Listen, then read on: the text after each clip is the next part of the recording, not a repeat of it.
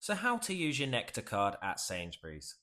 So in this video, I'm just going to cover the basics of the Nectar Card app and how you can use it for your next Sainsbury's shop. So if you open up the Nectar Card app, I'll also leave a link below in the description if you need to download it. But once you're on the app, you should come across this page here. And at the top, where the arrow is pointing on screen, you'll see the barcode.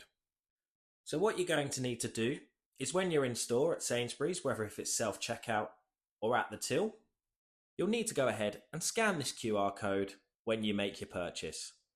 So if you go ahead and click your QR code, you'll get a bigger version that you can then go ahead and scan at self-checkout.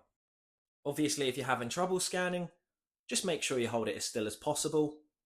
And if you still are having trouble scanning, you can also click the barcode option at the top right here, and it'll also open up your QR code in a barcode format, which sometimes is a little bit easier to scan. So you just want to go ahead and hold up the barcode to the self-service machine, or alternatively, give it to the cashier at the till.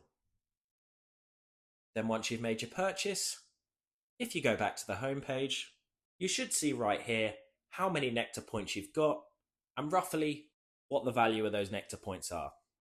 Every 2 points is roughly worth about 1 pence, and you'll need to build up 500 points before you can start redeeming them. So 500 points would give you a discount at £2.50. And there you have it.